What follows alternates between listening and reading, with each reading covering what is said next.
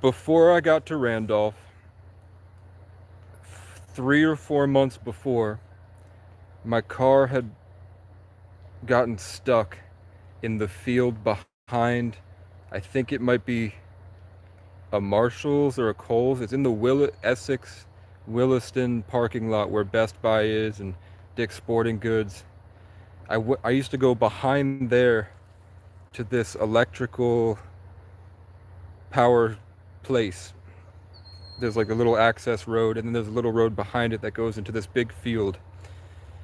And it was like November. I saw that there were tire tracks. When I was sitting out in the parking lot, there was just so many. There was too much drama, and it was hard to focus. So I needed like a safe place that I could sit to focus and think before I rode off into battle again to get my needs met. So I saw this tire tracks going this way, and I thought I could cut across the field and find a cool new place that I would be safe to get out of. And I got stuck in the mud, and the tire were full extension all the way in, couldn't get it out, couldn't jack it. I tried to put towels over the tires. I tried to tie like wooden planks and try to get it out, and I couldn't. People tried to help me push it. We couldn't.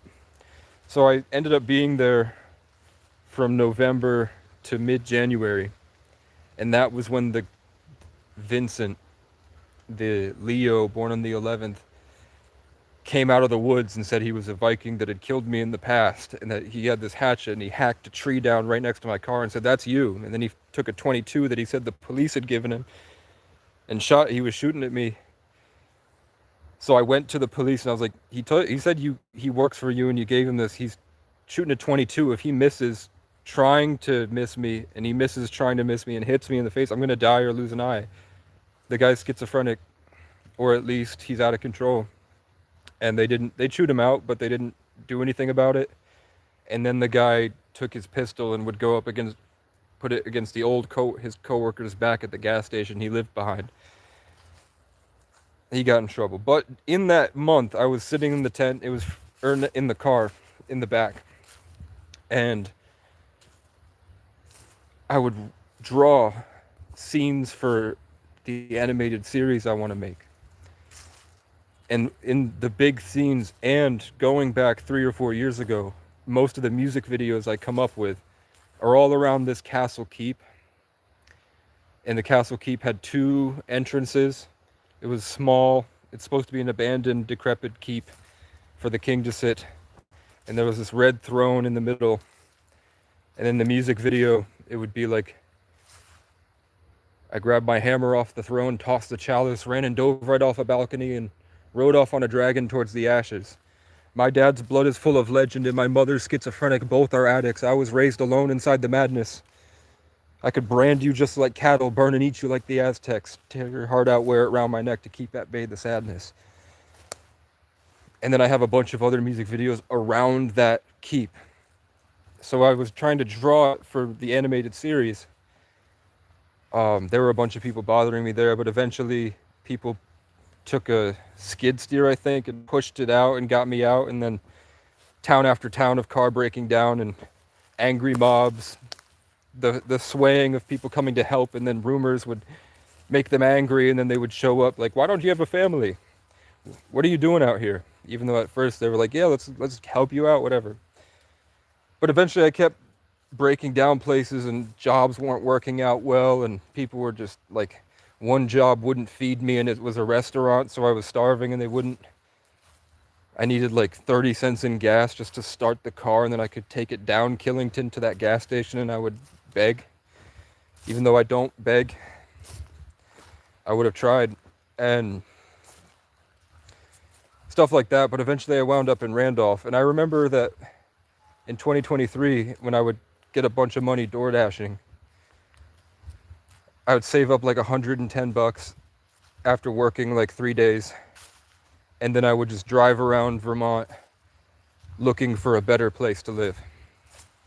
And I would always wind up at that gas station at this Cumberland Farms in Randolph. And I remember it was just something special about it. Like everywhere I went was different. It was like I was living in a different movie. The energy's different, the people are different, but it would just align right. Like I felt like I fit there. and then I would just leave and go somewhere else. But I'd always end up in that Cumbies, driving along the back roads. And when I got to the park and ride, remember I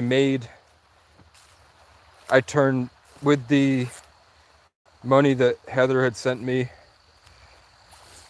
I was able to get service on my phone and figure out trading cryptocurrency on my phone, and I turned 30 cents into, I think it was $30, which is 100 times more, because I rode two 10Xs. I knew about pump and dumps and what the timing, and I knew what the Telegram channel has to look like to know that a bunch of kids are about to buy into this. And I knew that I was in there before them, so their money that they spent is how we get out. That's all crypto is. It's a scam. You just make it look nice enough that other people will want to buy in, because they think more people are gonna buy in after them, so that the people that came in before them are able to get out with the money that the other people spent. So I knew it was about to blow up and hit mainstream on Twitter, and a bunch of people all across the world were gonna buy in very quickly. So I got out, I think I think the first one was like from 30 cents to like $5.50 or something. And then I just spent that $5.50 quickly on something else, and then it blew up, and I pulled out with I think like $35, which is a great feat for the technical skill. But then Heather sent me $2.50, so I was like, okay, maybe I got that big blessing because whatever, and they believed in me.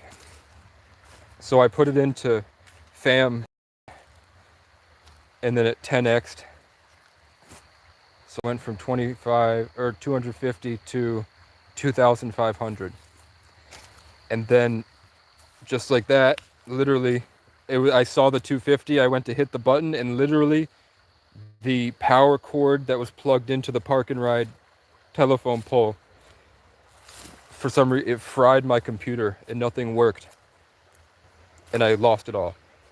By the time I checked my phone to try to pull it out, I had lost it. If that had happened, if I had gotten that 2,500, I probably would have kept 2,000 and put 500 back into something else. I probably would have blown up again, made $5,000, because I knew how to do it.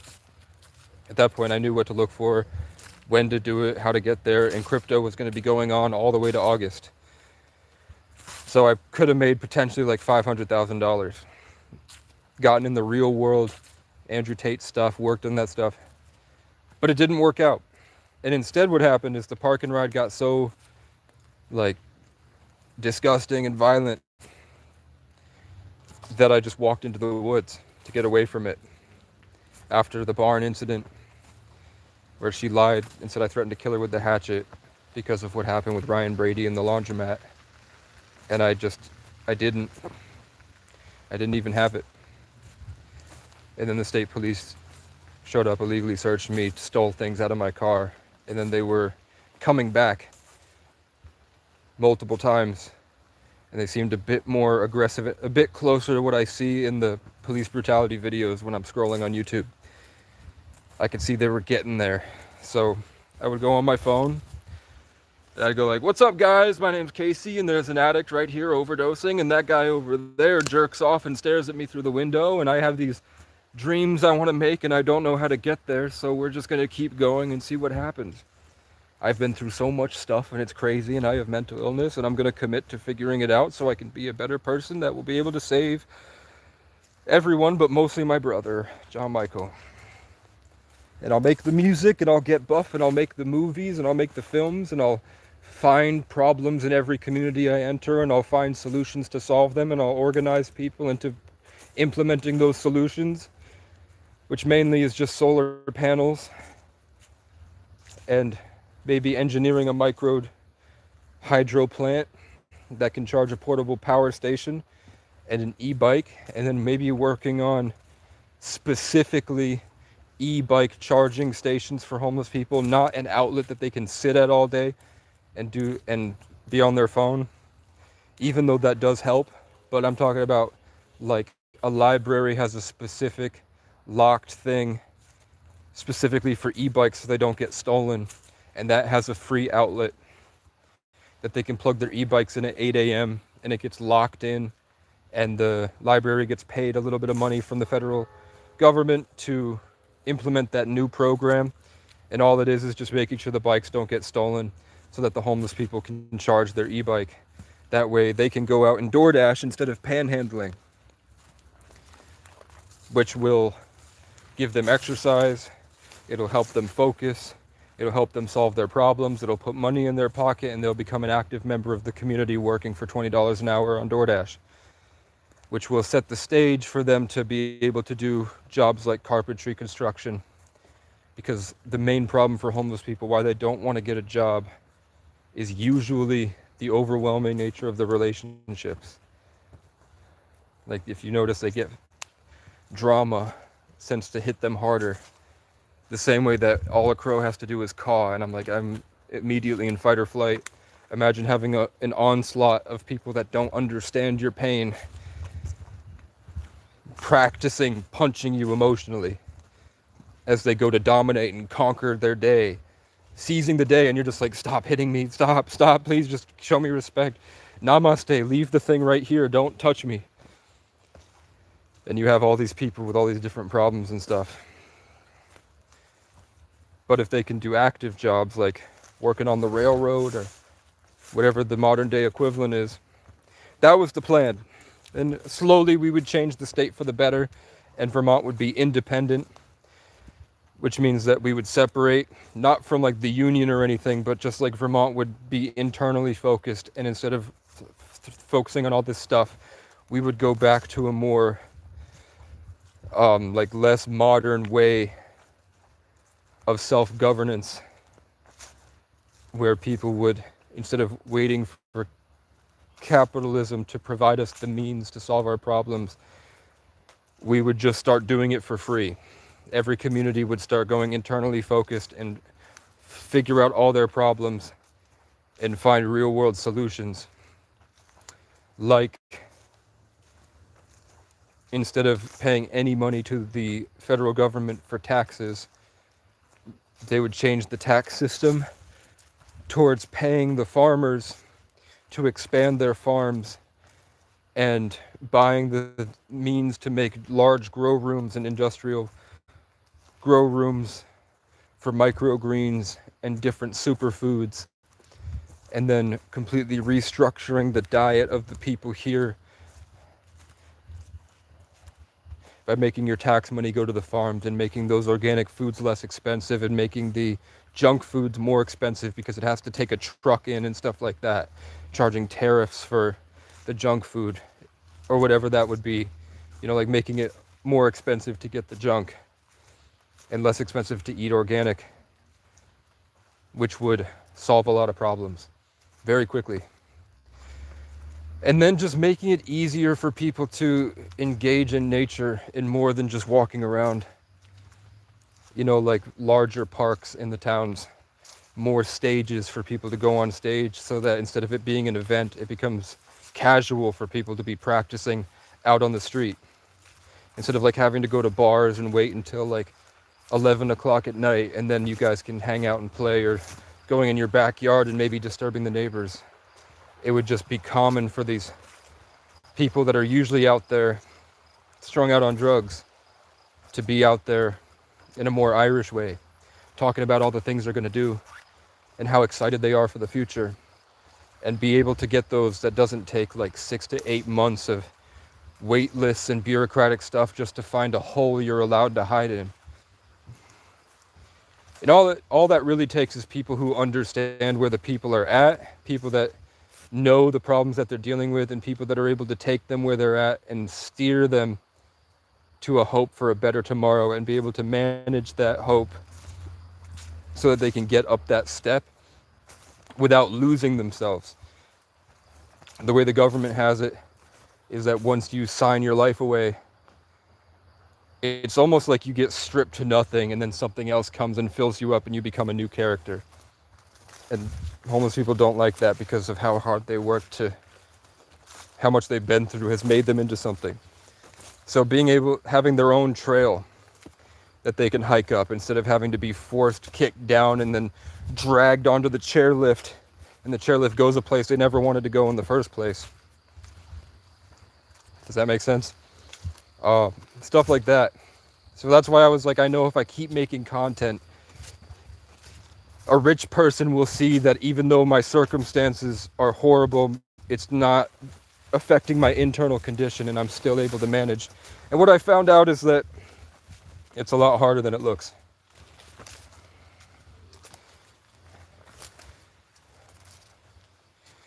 Especially, I got sick from the river water. All my friends changed. Everyone I left behind is gone. Everyone that I was fighting to save is gone. The people, the strangers, the hypothetical people I was talking about saving have proven to not deserve anything that I would have to give. But grace is giving more than you deserve. That's all grace is receiving more than you deserve. Like this overwhelming generosity in every problem you have in your life. When you get flooded with grace, it just fixes it even though you don't deserve it. So I think Heather was sending me $100 a week, but back then I would go to McDonald's and I'd eat one meal a day, and that one meal would be $5. It's probably $7 just for 2 McDoubles and a drink. So $7 times 7 is 49, and then the other 50, I think it went to portable chargers. No, it didn't. It went to, later it did, but it went to like chargers. It went to, I honestly don't know what I spent it on. Because I wasn't smoking cigarettes or vapes back then. I was going to and digging it out of ashtrays. I was hunting snipes. It wasn't YouTube Premium. Oh, phone service, but that still would have left me with $150 at the end of the month.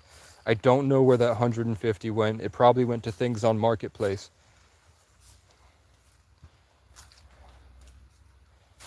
Either things on most of my stuff went to food and water. Because back then I didn't have the camping stove and the cooler. So I couldn't get like a bulk load from Walmart and have it delivered. I didn't know about that yet. So that saved me a lot of money later. But back then I think it was just buying, like a lot of my money just went to the stores. I really don't know what I spent the money on.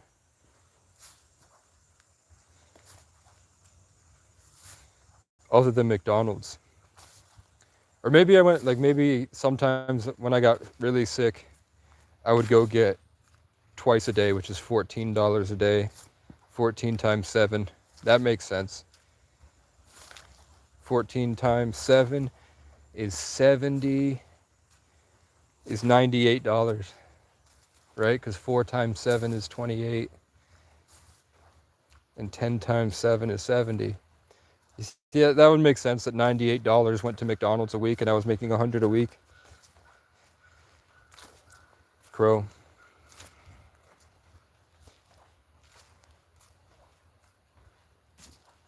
So eventually I got a shitty bike that I think I found in a ditch somewhere. And then I traded that shitty bike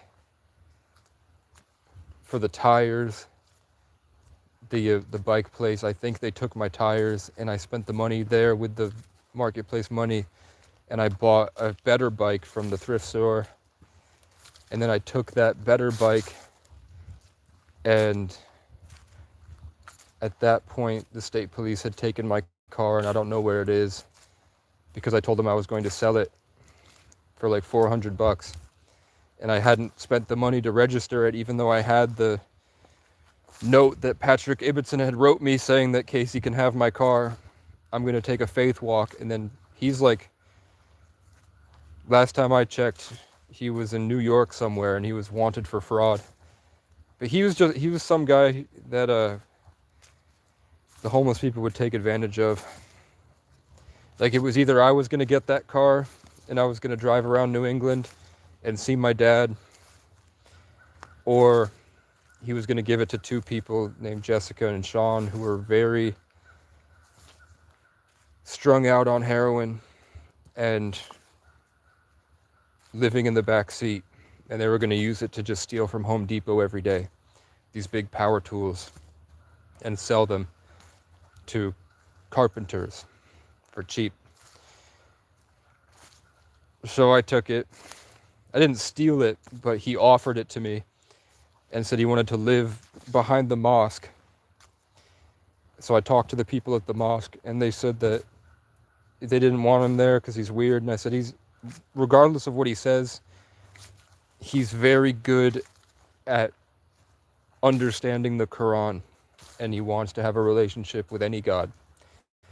So he's chosen this. So I said, as long as he doesn't live on the property and he lives further away and he keeps his mouth shut and listens to you, he'd be happy to sweep your floors and stuff like that. He just wants to learn the culture. He's looking for diversity because he's not happy with what he has and what he's experienced, which has been horrible homeless people and danger and ostracization because of his spiritual beliefs. So I helped him and made sure the community, I talked to one of their shareholders, which is like a guy in the South, and things seemed fine. So I took it and went to see my dad. He wanted to sell it to me, like he wanted to like make it official, but I was like, at first, you're just gonna let me borrow it, and I'm gonna come back in 3 days when I see my dad, and if you still don't want it, then I'll take it. But what happened is I came back 3 days later and he was gone. So I texted him and he was like, yeah, sure, you can have it. Because I already made sure, because I know that everywhere I go, the police pull me over. So I already had a text from him saying Casey is allowed to have my car. Yada, yada. So I already had the proof. Like, I had his text messages saying the car is mine. When I came back to give it back to him, he was gone. And he never messaged me back. So he went on a faith walk through, and he was like over in Buffalo area, I guess, according to another cop that pulled me over that was looking for him. So I didn't have the money to register it. I was trying to DoorDash to get money to register it, and then the car broke down.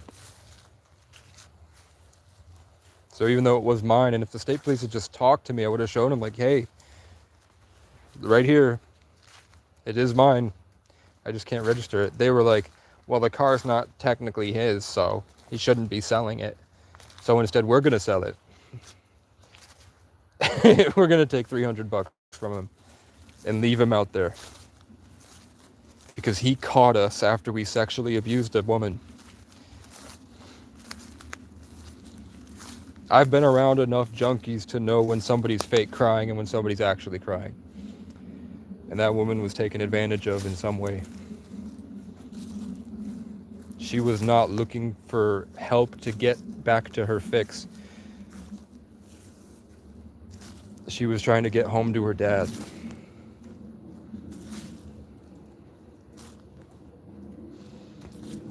So then they searched me illegally and they stole from me. So I was like, fuck it. The state police just tried to molest this woman, and they did not like that at all. And I'm convinced that they watch my YouTube all the time. So it is what it is. I heard that the guy that had aggressively tried to like put me on the ground and search me with no proof, and the woman was lying, and they know she's lying. That guy, I think, beat his wife, and I think he got fired for being an officer.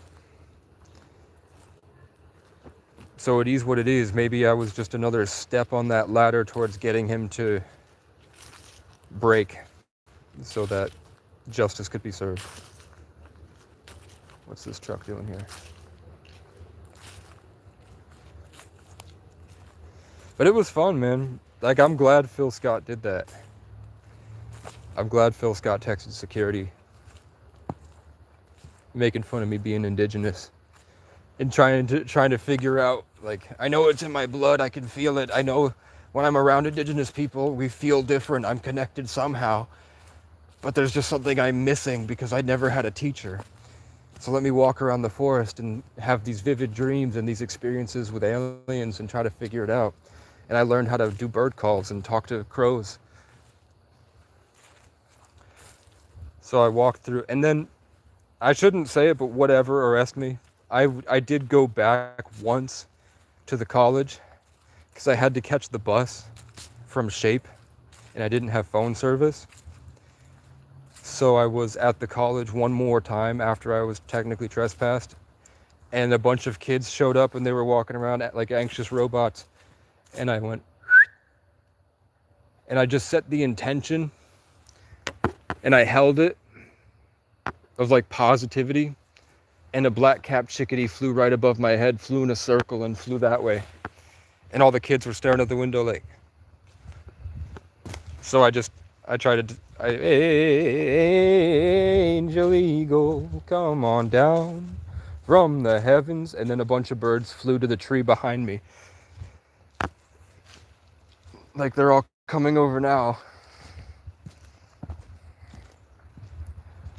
Because they know that I'm safe, they can feel the calm, they know I'm not a threat, and they know that if they get closer to me and I'm channeling this grace through me, they get invigorated, and that keeps them safe and motivated and protected against the spiritual energy attacks of the predators, like the crows that try to devolve everything so that they can stay moving with ease as they hunt for food. They try to destroy everything to assert their territory over. And that's why the Vikings called them the protectors of the forest, even though the indigenous people hate them. Because the crows figured out that if they can lead the Vikings to the bad guys, the Vikings will just kill them. So the crows became friends of theirs, and they were like, oh, it's from Odin. It's their messages from Odin to bring us more glory. But I think it was the crows were like, there's some people here, we're hungry. So they learned to just find the people and bring them back. But the indigenous people, the savageness of the indigenous was a psyop to make people, to justify what they did. You're telling me that these people were so savage, they were raping and killing each other and enslaving each other, and it was this horrible war. But also they had trade routes and festivals across all the way from the Inuit up in Canada down to South America, and most of their culture was completely mobile. They're like, how you don't have any civilization, you don't have, like, they can imagine a square house. It's not hard to think of the colonialist box and build it with their tools. But they were like, the best way to live on the planet is to leave it undisturbed and care for it as it grows. So we don't need to chop a tree down, but with these fallen trees like this that are already gone, those can make teepee stakes. And when the animals finally, like the bison or the cow or the buffalo, whatever is here, when they die, they sit with them when they die, and they help them like you would help your father when he's in the hospital bed and he's about to go. They sit with the animals like their family, because they are, and let them pass on to the next place. And they would help them, and they would have a shaman that would feel the cow's spirit as he's going into the next realm. And if there was any bad karma or bad stuff or in the area, some negative intentions or something trying to block that cow's spirit, the indigenous people would and keep the portal open so that the cow could go to the next realm. And then after the cow was gone from his body, they would surgically, with care and love, dismember the body for everything, because the cow had sacrificed itself for that. Nature and the universe had decided it was the cow's time to go.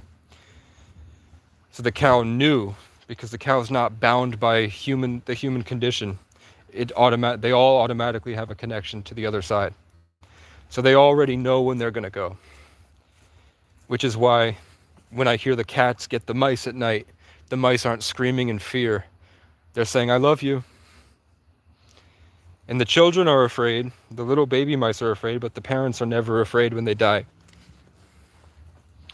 Every animal I've ever heard die was never afraid. It wasn't screaming out in pain or confusion. It is what it is. And there's this youthful hope I can feel, like glitter glistening, and that goes somewhere I don't know. But I've never seen it consumed by the animal that killed it. Like if I saw a cat eat a mouse and then I saw the light from the mouse and then suddenly the light was in the cat's eyes, but I never saw that. So the indigenous people would just take that and then they're like, oh, this was it. Then they built the teepees, which I don't know if you've ever seen indigenous clothing and indigenous teepees and their tools that they used, the arrowheads. But they were much better than anything that we've ever seen come out of Europe until they figured out how to mine. So the indigenous people just made a conscious choice not to destroy the earth. And that's why people think they're savages.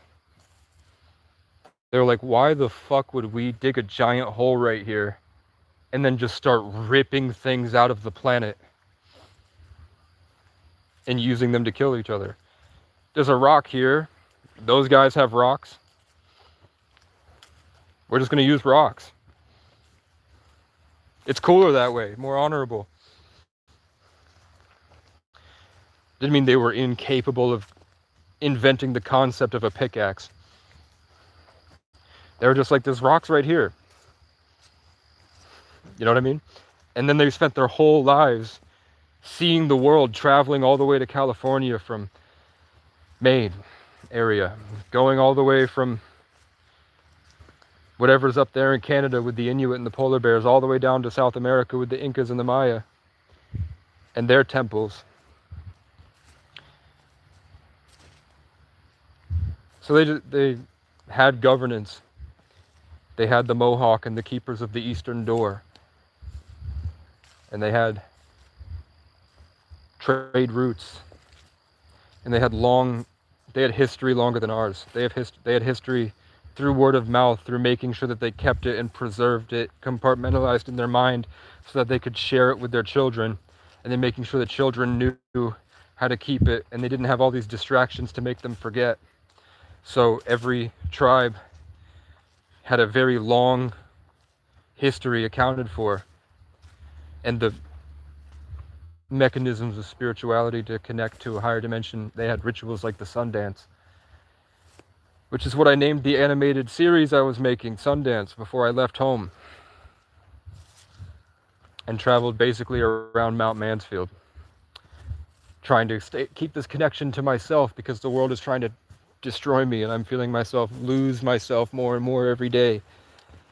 If I just keep it in and I keep going and I learn from my experiences and I focus and I hold it and I continue elevating and making better stuff, eventually we're going to get there.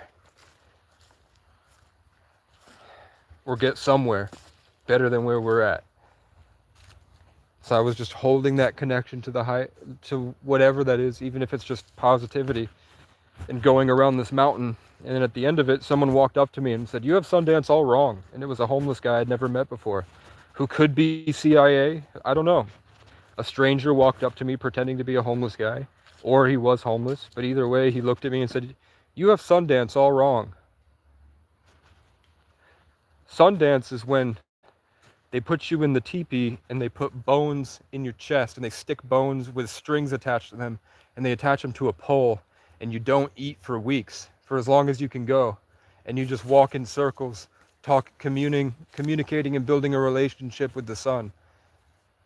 so that when they take the stuff out of you and you're gone, no matter what you eat or what you go through for the rest of your life, you will never lose that connection to the sun, because now it's embedded in your subconscious. So that kind of makes sense why I spent 5 years suffering so much. Because I've learned so much. And now, let's say I go to the big leagues, or I get immensely wealthy, or I really become what I set out to be, like the king in the north or the king of whatever. Even if it's just like a famous YouTube streamer, I still have what I learned and what I really value about being here.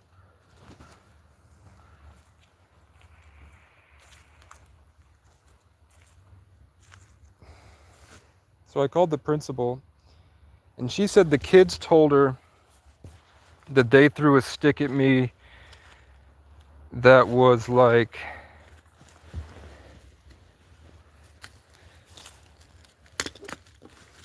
she made it seem like the kids threw a stick like that at me. And that's what caused me to run out of my tent and chase them down the soccer field. What they really threw at me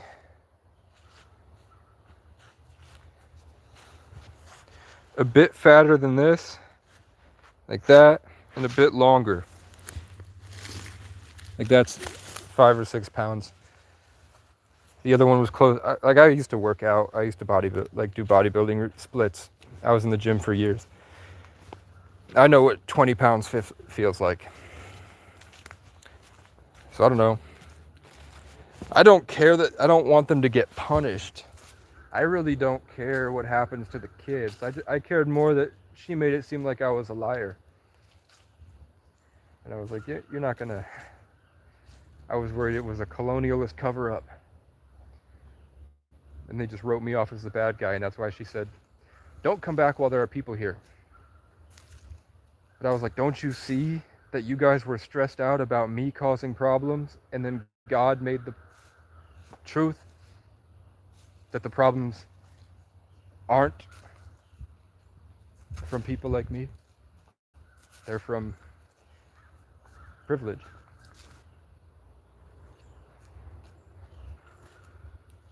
If you can hear that, you can see how I move my head.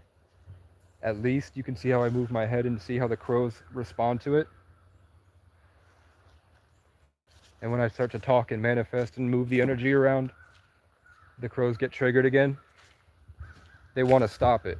So they will not stop until I'm incapable of doing this, which is just having clear conversation.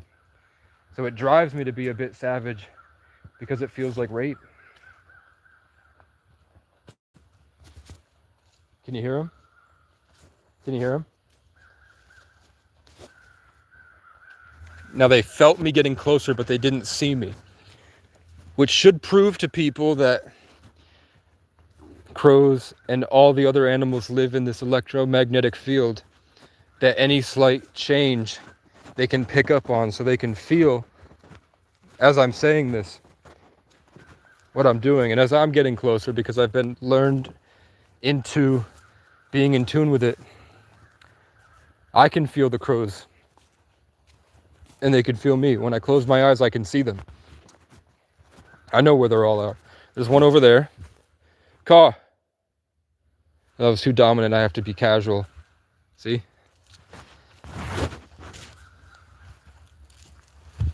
But there is one over there. There's one over here. There's one over there. There's 3 here now. And they're all clustered together between 3 trees.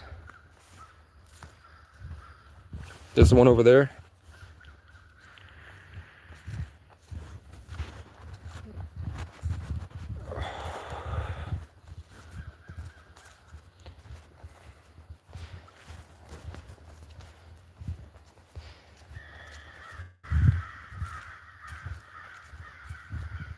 I tried to open my heart.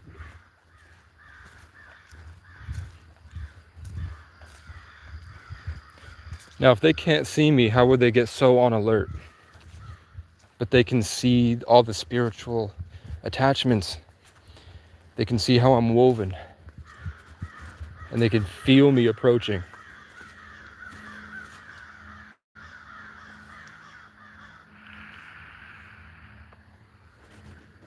What those cause are doing, they're trying to assert themselves, but they're also trying to magnetize and rip out my electromagnetic energy.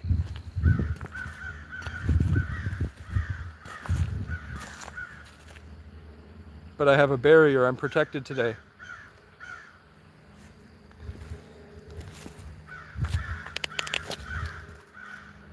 You're conscious enough to do this.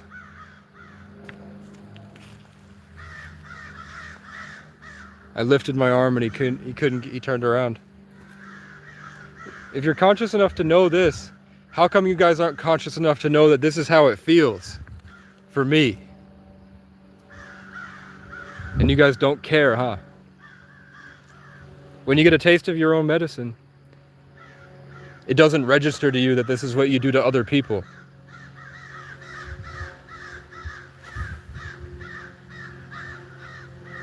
Huh?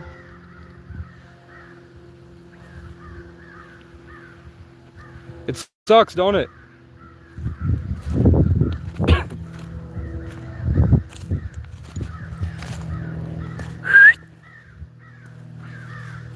This is what I've learned if you clap.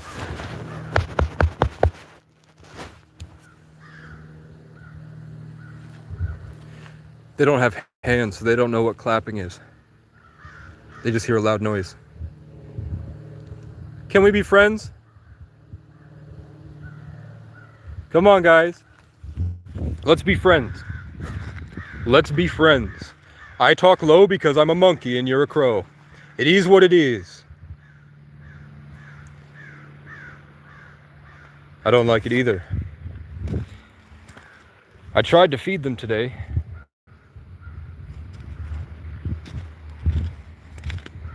Maybe if I had... I think that the reason the crows can do this but eagles can't is because crows have melanin. All that black on their feathers is melanin, which allows them to take in more sunlight. That's why they're very skilled at using the electromagnetic spectrum to steal all the energy from the environment and attach it to themselves, hoarding all the power. And they don't want to be my friend. I've tried to feed them several times.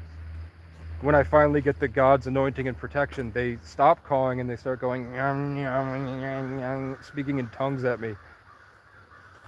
But all it is just a clever ruse trying to infiltrate my aura to disarm me, which means devouring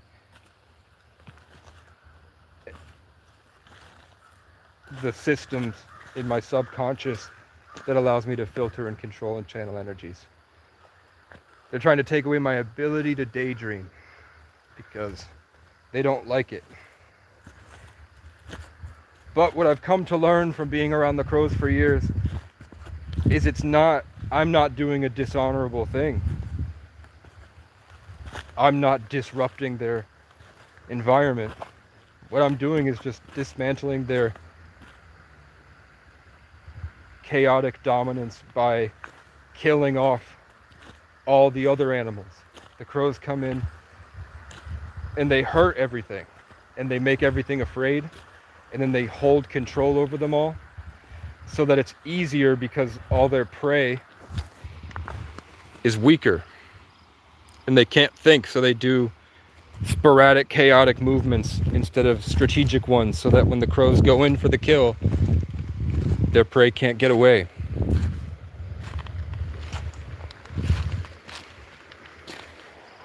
So what I'm really doing is dismantling a predatory natural government long enough for the animals that are around my space, wherever I am, to feel safe enough and protected to feed their babies.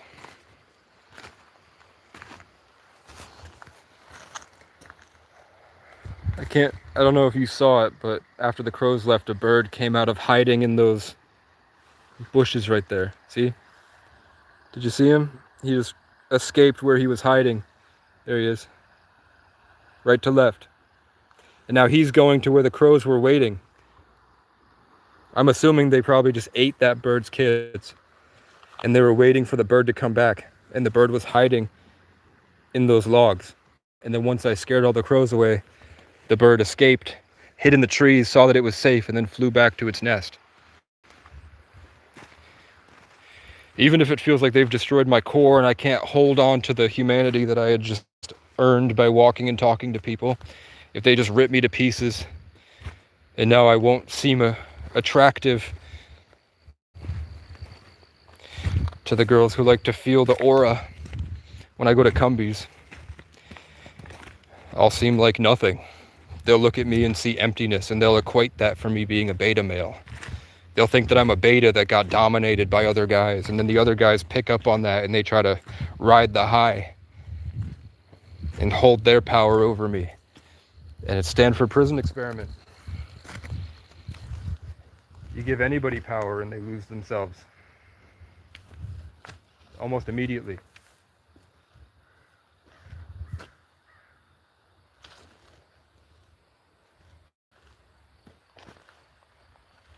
People don't realize that I'm helping them because they don't understand. Here's a butterfly flying out right to left now.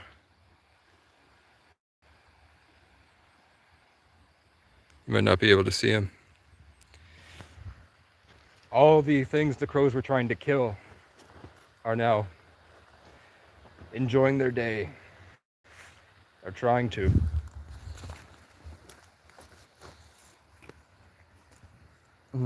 Here's another one. I don't know if you'll see him. Come on. Yeah, you might not be able to see him through that. There's just a bunch of butterflies now. They were all hiding, and now they're all coming back. Like 5 or 6 of them. 2 over there. A couple birds now. When before they were, every single thing was hiding from the crows.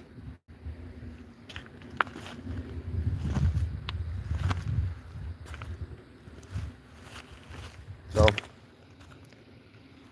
if you still think that I'm nuts, I'll just remind you guys of the story that nice nurse told me the other day about when she had an indigenous friend that would take her hunting for mushrooms in the forest, and every time the crows came, she had to stop what she was doing and would patrol around speaking to the crows to make them stop and go away before she allowed any of her friends to get into the crows' territory because of the spiritual things that the crows would do to them. So that indigenous woman was protecting the hearts of her friends by going in and clearing the space just like I'm doing right now before they went looking for mushrooms and enjoying their thing. She had to make sure the crows' government had been dismantled to prevent any spiritual rape. So all of these stories that I hear from the indigenous people about what their culture is just what I've gotten to naturally from being out here.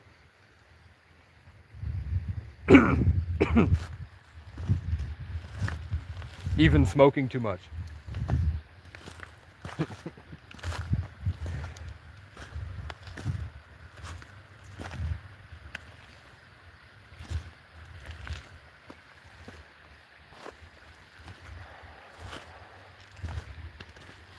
Like I met the beings that the native people say they have to do specific ceremonies and long, arduous rituals that take a lot of discipline and steps in order to do. I've just had in the woods through overthinking. And exactly what I saw is exactly who they speak to. The star people. I think Ireland called them the Tua de Danann, I think.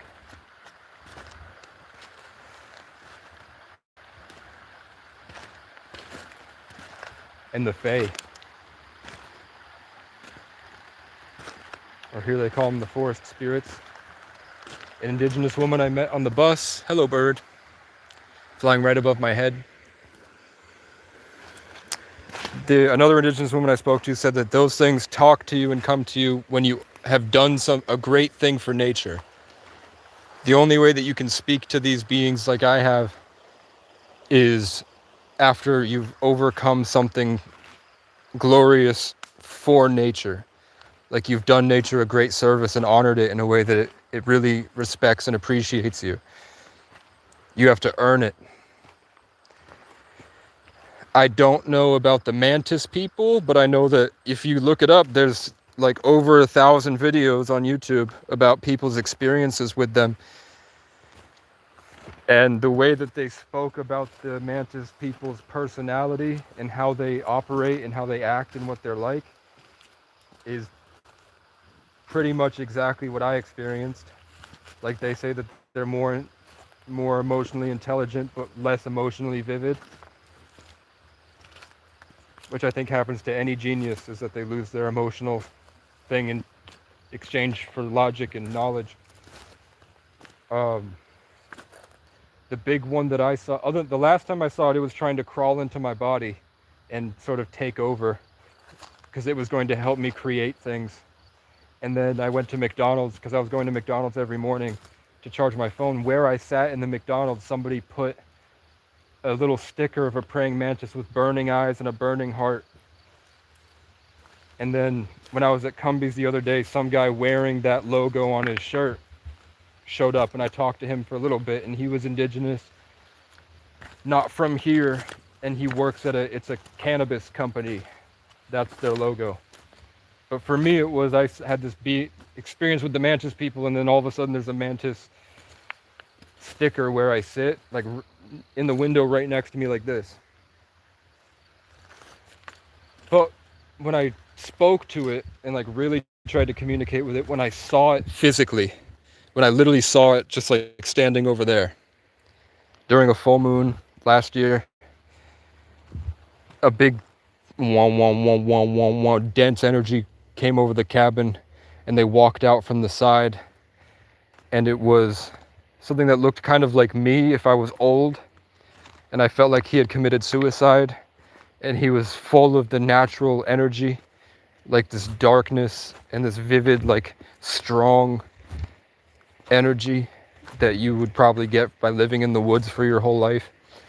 So I thought maybe he was a guy that died here at the cabin or whatever. It was something that was more human, and I could feel like it was sad because he wanted to spend more time with his family and that he had wasted a lot of his time living in the woods. Like he had wished he had gone back into society, basically. And then behind him was a praying mantis, 10 feet tall, kind of hunched over a little bit to look less tall so that he would be the same height as this spirit or whatever that was, an alien maybe, I don't know. But I remember trying to communicate with it, and the way I spoke was sort of like throwing an intention at it, like, can you hear me? And it just did the same thing back. It hit me with nothing, like, this is how it feels. And I was like, oh, I'm sorry. So then I just disintegrated my energy to be like, I humbled myself, and it didn't speak any words, but I telepathically picked up a bunch of different stuff about it.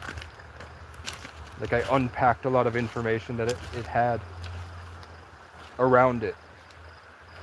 So I basically made me a bit more alien, probably.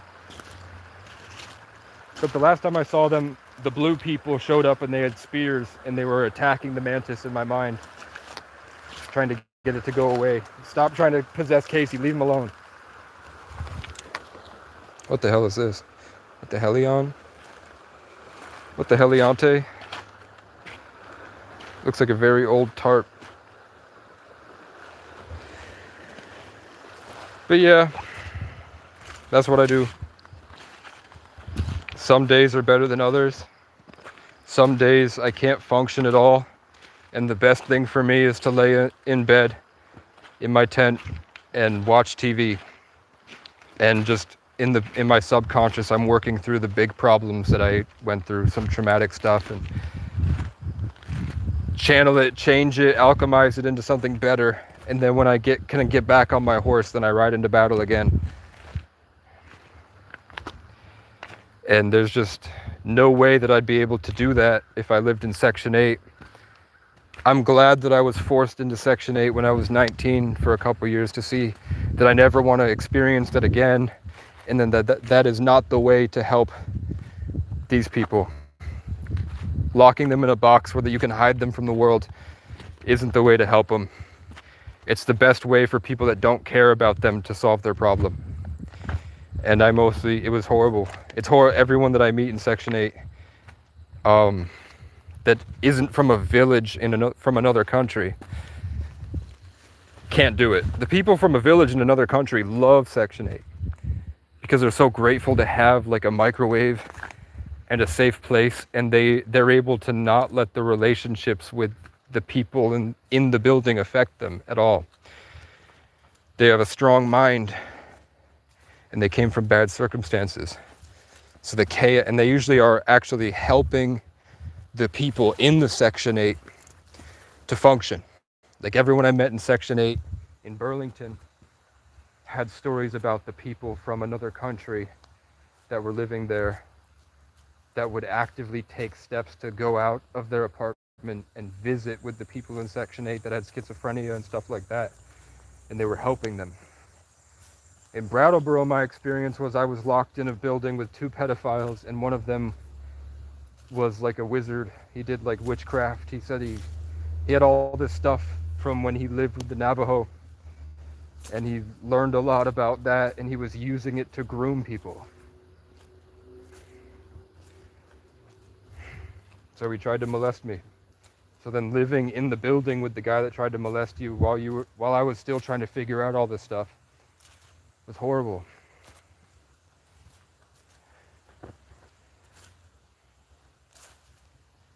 And I mean, I went to Burlington, made great music, performed it for hundreds of people, and tried to get into the community, and they trademarked my brand name. They bought the rights to my brand name because they saw me in a video on Snapchat performing and saying that the Kingdom of Creative Champions, the KCC, will be here. And then some prick from New York who was 26 making videos with A Boogie had his management team trademark the name as like a fuck you, as a way to control me in the future. And then God told me that they're going to suffer. And then immediately, North Ave Jax posted a video of him with the Illuminati thing and the black eye, which I'm assuming means that he got gang raped by a bunch of people with power for the ability to be in a position to influence and to date girls and to pretend like he has a higher social status, and maybe even to be able to be like that maybe puts him in alignment with some entity that will feed him more energy and knowledge, like a trickle-down effect. But either way, for a year, he posted extremely depressing, crazy stuff, and he couldn't make any art at all. And now he's getting a little bit, like, the universe, the same building blocks the universe gives me, like, suggestions on how to make these music videos and the things that I create, sort of like a blueprint. It looks like he is able to tap in, or he received the signal for the blueprint, but he didn't have the heart necessary to fill in that space.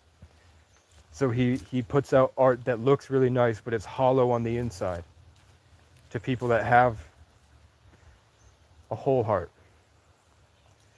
And his music is just that he lost his soul, like every other artist. When they try to speak from the heart, all they can say is, I lost my soul to California. Hotel California, just over and over and over again. So, you know, like if you were to check off the boxes, Casey didn't become famous and live up to his potential as an attractive young man. He didn't capitalize off of that to be famous. But what he did do is get a bunch of police departments to watch him suffer. And now people know him across Vermont. He didn't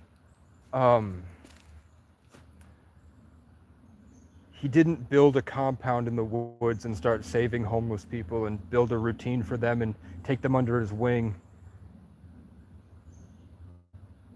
and be the change he wanted to see in the world. But He went on every Vermont group on Facebook and advocated for himself and taught people about what it's like to be homeless, and went back and forth and argued with the people on Facebook in front of everybody in a fun, like, like I was playing a character, and I was doing it really well, and I had every single town that I did it on hooked.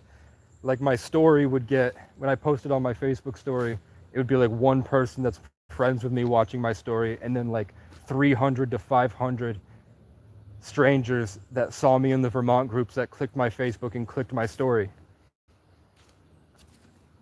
So I had people hooked for like 6 to 8 months as I'm talking about systematic prejudice and colonialism and how it's mainly designed to push homeless people into a dangerous place so that other people show up and kill them and they go missing.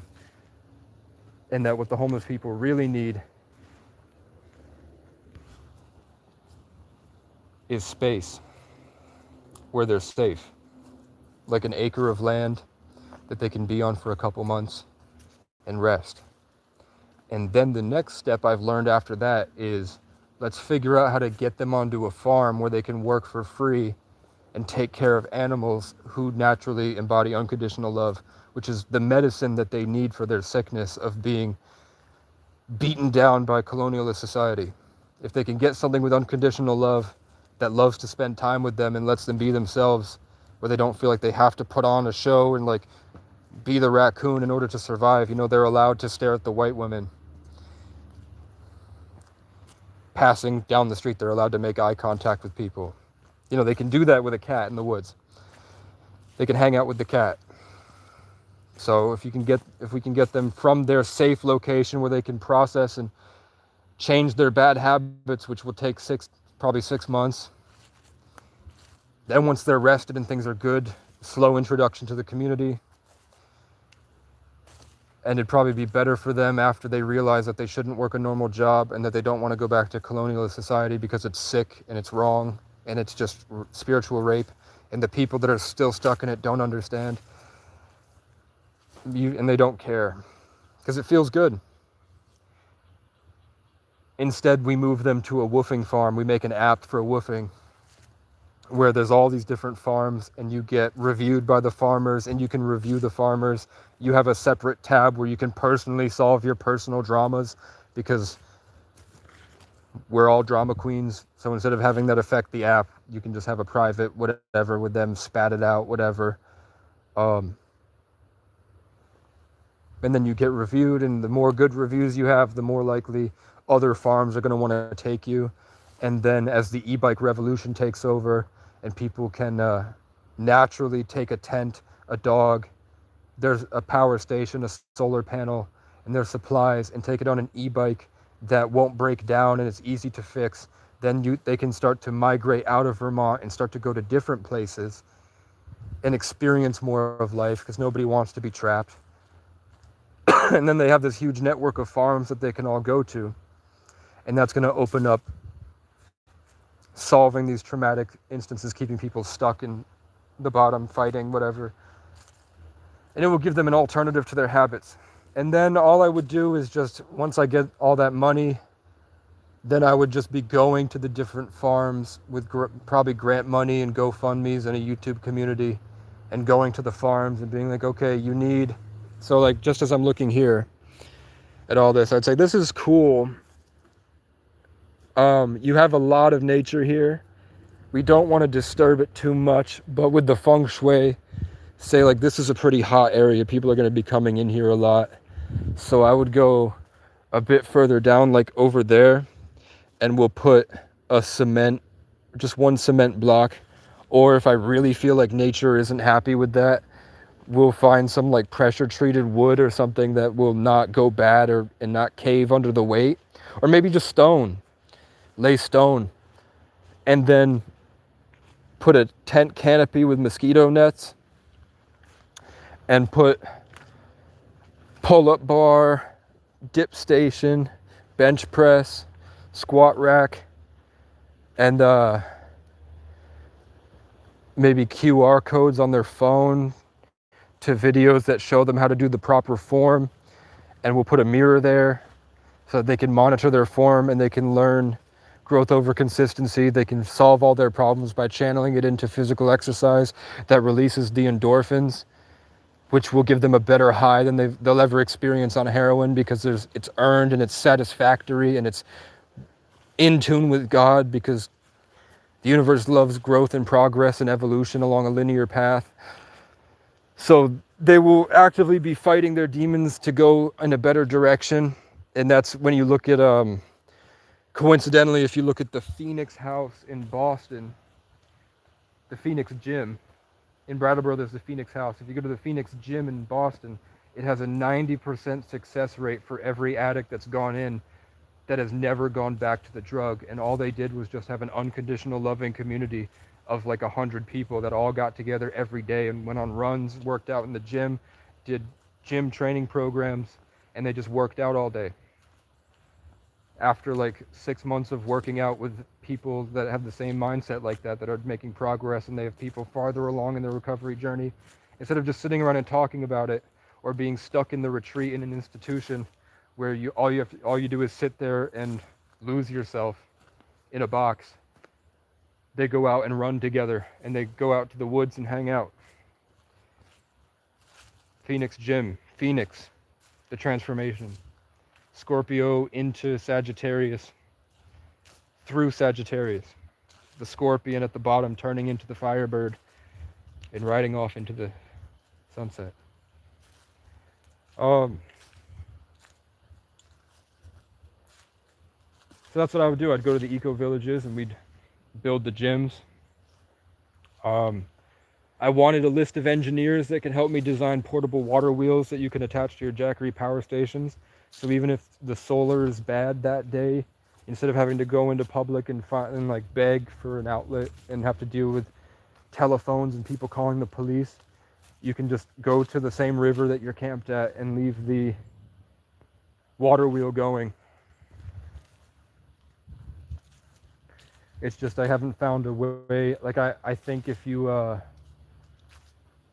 probably like a plastic mesh that you can take out and fold up, and then the two spokes on the wheel can go together, and then the three of those all fold into little circles that you can stack and then put into a little Ziploc bag, and then probably there will be a separate box that the Jackery power station goes in, or whatever power station, and then on top of that box is a second compartment that you put that hydro plant and the solar panel in, and then you cover it, and then you can carry it like a suitcase, or you can attach it to your e-bike or your wagon and take that with you. And the bag is waterproof, so it never gets damaged or touched.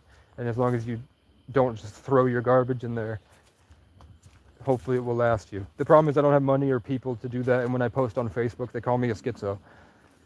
So I don't know who to talk to, and the universe warns me, don't say it. Like I'll get a tarot video saying, I see a water wheel, and it's just like some 18-year-old kid in Texas is like, I see a water wheel, and something is telling me to tell you to keep it, don't tell people, because someone's going to patent it and they're going to take it from you and capitalize off of it. Keep it to yourself.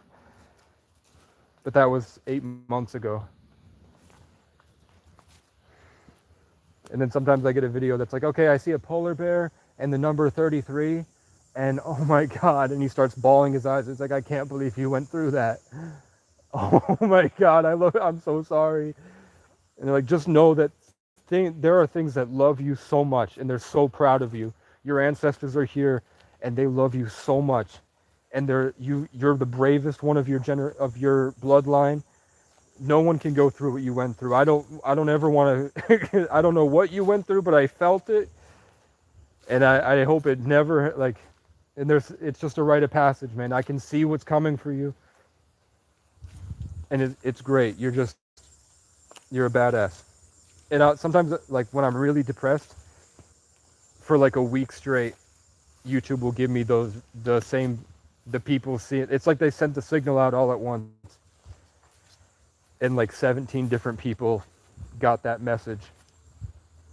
And then after that video, their whole channel changed because they learned a deeper sense of empathy through whatever they saw when they got to step into my life for a minute, my world. And that's the case for Real Ricky, C.416, North Ave Jax, Alex Kehoe, John Michael,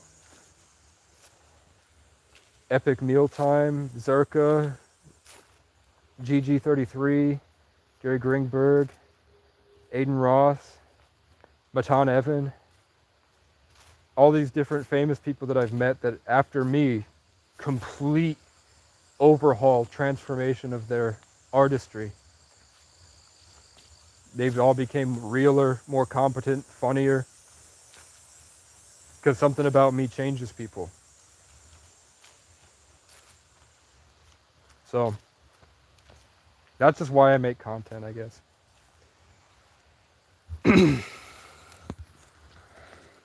Hello, bug on my phone.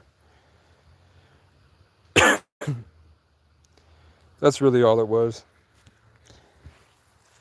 What I found, though, in my search for the financial stability to be able to do these great things, is I found a bunch of creeps that love to stare at me, my face, suffering, that had the resources necessary to help me, and would just rub those resources in my face. And it felt the same way that it felt with pedophiles. Like hearing Christina tell me that she's got like extreme amounts of wealth and all of this beautiful things out there, and she's managing an indigenous reservation, knowing that all I needed was like $2,000. And then she would laugh in my face and talk about all the cool stuff that she bought. And then my brother froze to death because I didn't have the money to help him. Westy said he had $20,000 saved up and he's never going to spend it. And he said the only way he'd give me 2,000 of that 20, even if I could get a car that could get, like, I'm waiting on finding a train ticket to the Social Security office to maybe get a job, which is destroying me. If he had just sent me $2,000, I could have gotten the job I liked. I could finally work at the road crew and held a flag for $20 an hour. Made that $2,000 in 2 weeks. Sent him $3,000. But instead, he said, the only way I'd ever give you any money is if I had $1 million. And he thinks that he's still going to be my friend. Meanwhile, Heather and her husband are probably slaving away, trying to make get their needs met for their many children and trying to keep up with property taxes and all this stuff. And they send me like $100 every now and then. And I'm like, I'm not going to not take it, because it helps. Even if it, like, I finally quit cigarettes, so I'm one step closer. That realness that I felt from the cigarettes that was helping my music, I've done it long enough that I have it. Like, I don't need the cigarette to feel this way, even if maybe that might be cancer, and I'm feeling the pain. But I liked that the cigarettes were grounding, and then the nicotine would shift my focus, and then I was able, in my suffering, to feel like I could rampage against the machine a little bit, and I would channel it into my songs. So it was healing me, and it was helping me make content. People liked the content I was making. I was blowing up on the internet. Thousands of views, like 100,000 views, I think, in like 3 months.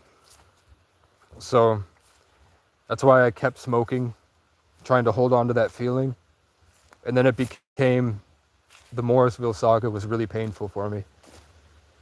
And the cigarettes, like, I was so depressed and low, the cigarettes helped to walk up and down the trail in the winter and have something warm to smoke was cool. But this year, cigarettes haven't helped at all. But the vapes help. So I'm thinking next year I probably will not need it. Like, the world's probably elevating. Like, I smoke it. I like the taste. There's a freshness that hits the roof of my mouth. Then the chemical goes around and it starts to stimulate this one set of neurons or muscles. and it hits my olfactory and my okay. Okay. So I liked the cigarettes before because it would trigger how I felt when I was 13 when I started smoking. I was subconsciously reverting back to 13, and that was the energy I was feeling when I would get invigorated, whatever, and I said I could make better art because I had this connection to smoking cigarettes and living 40 minutes away from town in the woods and hanging out with the Keyhoes, and we would ride for 45 minutes down to McDonald's, and they'd buy me a McFlurry, or I'd buy a McFlurry, and I'd eat it on the way back, and I'd hang out with the older kids and have friends for the first time in my life. That feeling of camaraderie and home and hope, and they're all gifted artists. It sort of puts me back in that space. Because when I smoked this loon, and I was trying to tell you how I feel and why I like it, it opened up a higher sense of the regular feeling, and then I saw what the feeling is attached to. And what the feeling is attached to is an old memory. Which is what Martin Cabello says when the government was attacking him, and his brother, who was a normal dude, walked into his shed and blew up his nieces. He took his 2 daughters into his shed and blew them all up with a gas can and killed them all because they were trying to stop sex trafficking in their community, and they said that the CIA was pointing energy weapons at them. They were systematically, routinely, psychologically torturing them. He was going live and showing the exact same events over and over and over again. He's like, okay, now Courtney Hunt's going to show up and she's going to try to take credit for my book. And then once I feel like I don't have it, like they've taken the narrative from me, I've lost control of the narrative, then this handler will approach me in the Walmart aisle and talk to me. And then I'm going to go here and the birds are going to go this way. And then I'm going to go here and I'm going to see the unmarked van and it's going to look at me and then they're going to pull off very quickly. And he's like, I've done this 7 or 8 times. They're trying to prevent me from getting back to this level of consciousness.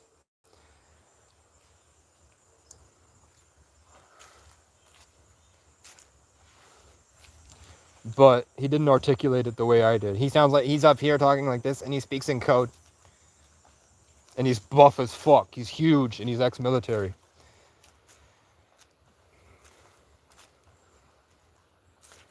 And I have similar things.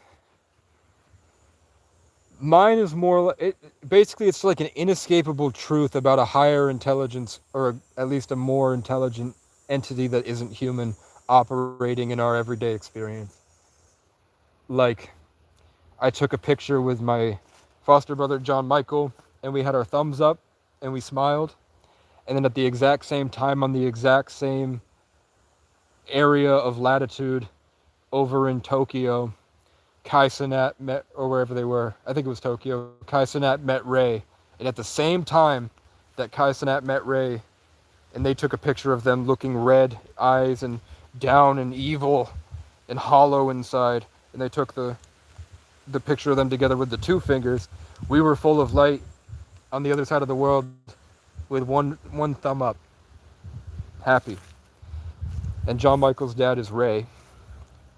And then John Michael and I were fighting over this girl, Ray, who was an artist, and she was Asian, just like Ray is Asian. She's Japanese, and they were in Tokyo, even though Ray is from Taiwan. So we were fighting over this Japanese girl, Ray, that was very pretty, and she was a famous artist out of the area. She has like 300,000 monthly listeners, or she did in 2018 when they were in high school. And then instead, I got with this girl, Ray, that lived up the road, and there were twins, Ray and Leash, for Felicia. Alicia, but Felicia's important because there are 2 Felicias here that is the manager and someone that has helped me recently. And then when I got to this place, and I found the cabin that looks exactly like what I drew, that Castle Keep. Casey over at Capstone right here, and then Ray at Rumor Has It. And when I got here, I wanted to do bushcraft, and I wanted to wear a bearskin rug that I'd turn into like a suit of armor to make it look more cool and niche for my sort of Will Survives-esque content creation.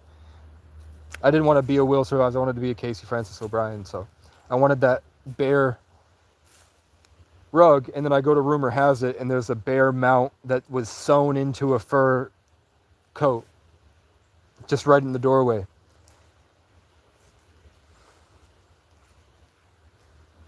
I was worried about my friend Alex, who was an 11 life path, who went down the demon road, and now he's demonic and evil, even if his art is great. I didn't like what he became, and then over here you'll see spray painted on the side of this barrier right next to where Casey is the word Alex, and then a little stick figure with horns and fangs, and then the number 11 for some reason. And then I had just said goodbye to Chloe, my ex, and then I just got hired by a woman named Chloe at the 33rd annual Celtic New World Festival. And then this guy just got an award for the best recording studio in New England, and his name is Vincent. And the last Vincent was the Viking that attacked me in the forest for months, and I had to convince Patrick, his manager, to realize that he's not a sick kid, he's a monster. He's a rapist. And he tries to kill me in the woods at night. And I have to fight. I'm scared I'm going to die. And they don't believe me. While I'm trying to get Patrick's car, Patrick Ibbotson, that car was his, I'm trying to get that car out of the snow. And I'm trying to get Patrick, the manager, who isn't the same other Patrick, to help me get it out. And then before that, Vincent, I was in the laundromat, living in the laundromat, and 4 people named Jesse, 2 Jessicas, 2 Jessies, and a Jesus from Chicago, all gave me money to get out of that situation. And there was a Jessie that was the manager of the McDonald's that said that she was feeding a demon energy for money, and she made $100K. And her son's name was Vincent, that she had with a guy named Isaac. And she said the demon got in the kid, so she tried to choke, she lost it trying to fight the demon and ended up choking the kid out. Before that, I was dating a girl named Gary. Her name is Gary. She's not trans, she's beautiful, rides a horse. She's an amazing, beautiful woman. But her name is Gary. And for whatever reason. And her brother Leo, his best friend was Vincent. And every time we hung out, her friends were always telling her to leave me for Vincent. She ended up leaving me for a guy named Isaac. And the father of Vinny, the kid that the Jesse choked out, his father's name is Isaac. And Jesse, like Jesus, the lion, my cousin Jesse is a Leo. I dated a girl, I've had 3 big girlfriends that I felt were really special to me. Jesse, Chloe, and Gary. And Chloe's a Leo rising, Jesse's a Leo, and Gary's brother's name is Leo. Gary's brother Leo is now engaged to a woman named Casey. Casey John. Like John Michael. My brother. My foster brother. Other than that, Chloe the Leo. Sometimes Domino's would misspell her name as Cleo. And she gave me a Cleopatra statue when she gave me a black cat when I was brain injured in Section 8. She once, when I had the brain injury, she brought me to a guy named Vinny's house, and she made me sit in the car like a dog, and she did her hair, checked to make sure she looked good, put her hair down, and then walked in dressed really nice for an hour in his house. And she still says nothing happened, and she's admitted to me that things have happened with other people. So I'm inclined to believe that nothing happened, but either way, that was a sick thing to do to somebody. Imagine if your significant other brought you to somebody else's house, dressed up really nice, and then left you in there for an hour, came back and said absolutely nothing. And she had already said she was romantically involved with him at one point. And she had just cheated on me with someone named Jaden. Or Jay. And then, like, in the King Street, Chloe's brother's name is Ethan, and Ethan abused her.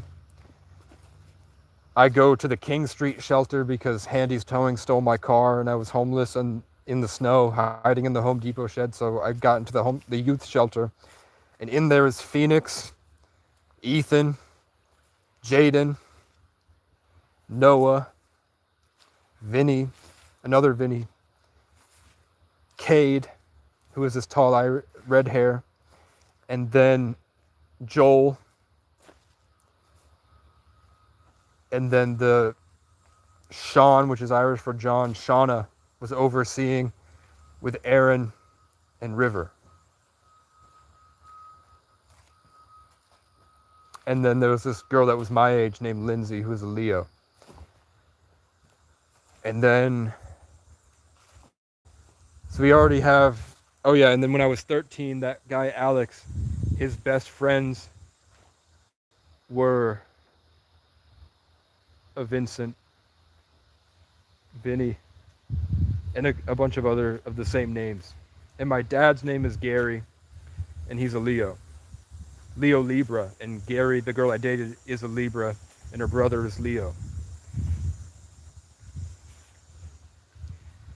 So, and then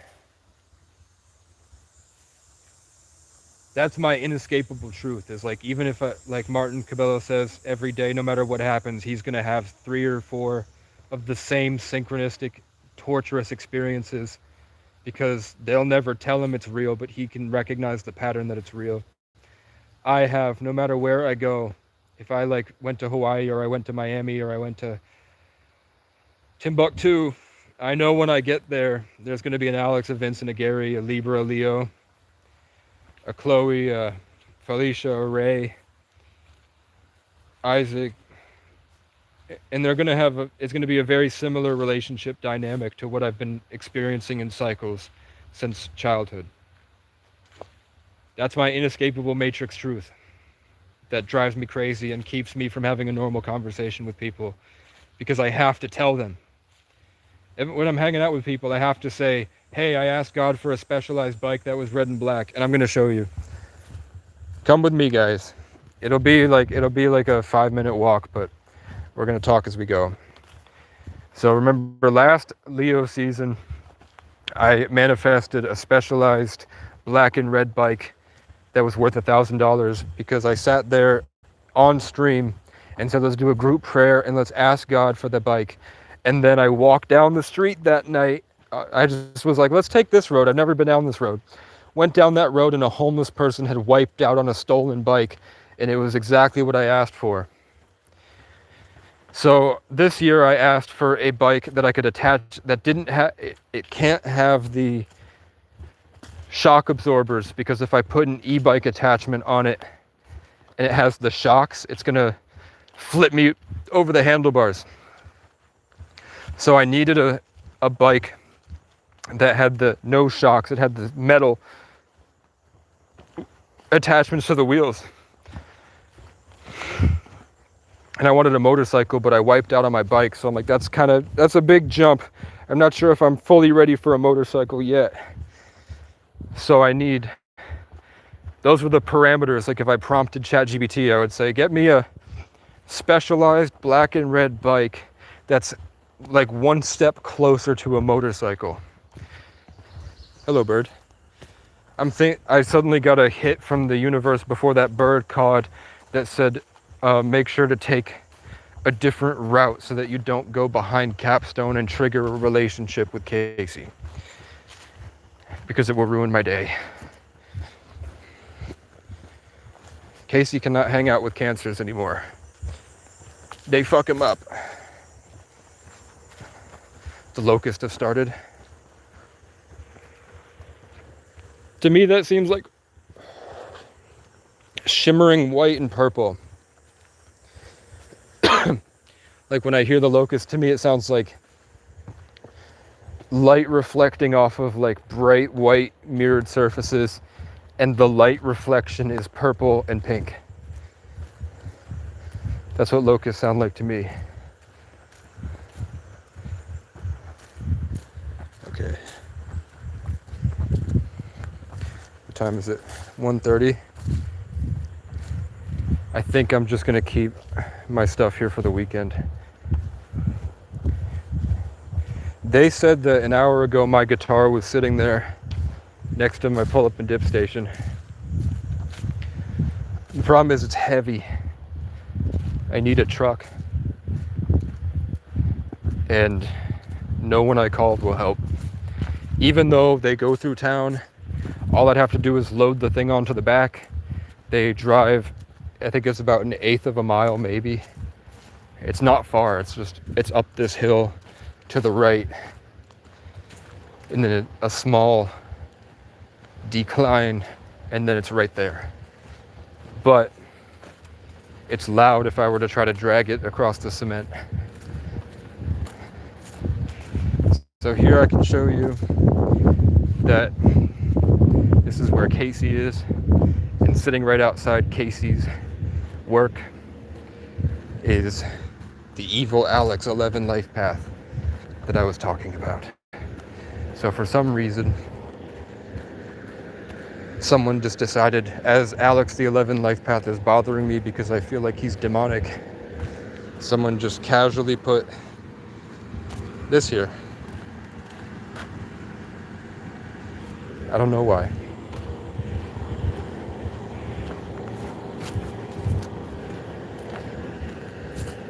Yeah. Immediately I was like, oh, there's a truck, should I ask them? And then the universe said no, and then there's a butterfly left to right. That is not the way. So we're gonna go all the way around. So, you know, I said how the Casey's and Ray's have a huge connection. This didn't happen until after I moved in, but Ray has set up his auction site right next to Casey's job. And then I said this was going to be the year of the mountain lion. And what has spawned but the Catamount Christian Academy this year.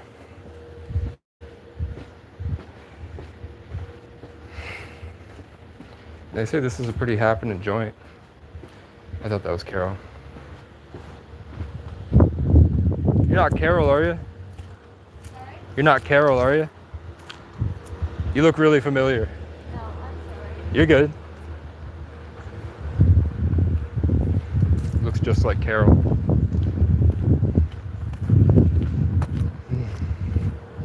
Which is the wife of John Michael's deceased father, Ray. Hello, is this a pigeon? I've never seen a pigeon here before. No, it's my favorite bird. A peregrine falcon. Nope, I think that was a pigeon. I don't know what that was. It looked like it had a hawk face, but it was smaller than a hawk, bigger than it didn't have the dark gray of the peregrine. I'm not sure what that was, but the way it flew is predatory. That thing was hunting birds. Regular, mindless, simpleton birds don't fly like that. Very slowly and assessing their surroundings, and then flying to a better vantage point like that. Hey, look. I've been thinking about a truck camper for the winter.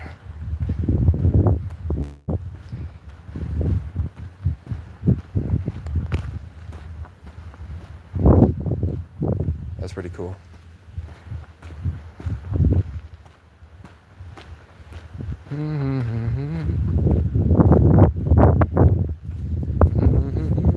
We're almost there. Specialized bike that's like a motorcycle that doesn't have the shock absorbers that I can attach a e-bike modification to.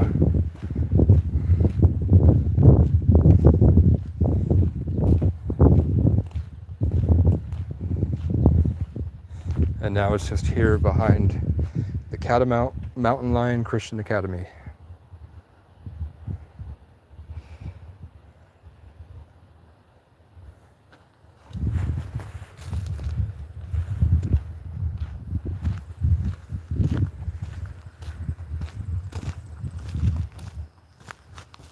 You know what I mean? So what's doing it?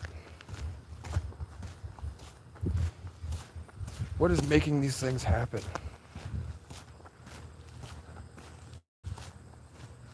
I don't know. But it's never not happening.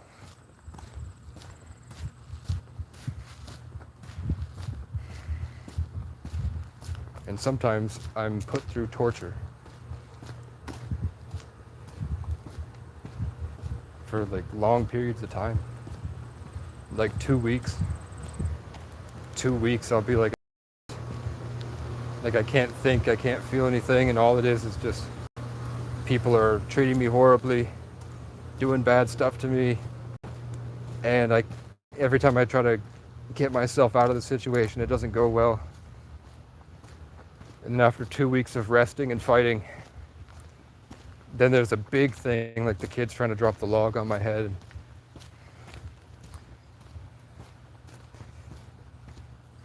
Then I'm usually blessed. Like I got offered the job at all these different places now. And I won 25 in the lottery yesterday on a scratch ticket. I felt like today, that was the day. And I knew which one to buy. And I bought it and I made 25 bucks. And then I spent 30 on more, trying to get more, and I lost it. So it is what it is.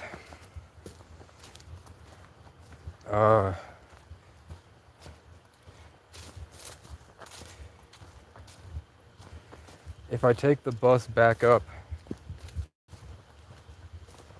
I won't be able to get back down. Shit, okay, how about, can I get a bird or something? Can a bird fly? Okay. Oh, I did just get one.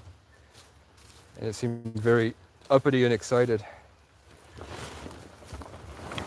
And that was me asking it if I should take my stuff and bring some of it all the way back up to Randolph Center. So that's what I'm gonna do. So that's my spiel. No matter what happens, we go until we die. Hopefully I'll have a pull-up and dip bar. My shoulder hopefully will continue healing and I won't accidentally pop it out of place again. It's still sore, but it's not extremely painful like it used to be. Now it's just a dull ache. So if I just keep doing the range of motion, and maybe if I get my camping stove set up again, I'm eating more protein, it might heal better. Maybe I'll start doing push-ups again, see how I like it. Probably a big problem is being dehydrated. And I'm gonna sit and breathe and listen to music and hang out until I gain everything that I lost in this conversation when it comes back to me. And I'm more like rooted in myself again and focused and less controlled by fear when my voice gets deep again. Then I will set off to do more things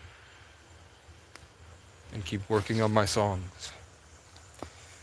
Thanks for watching. Later.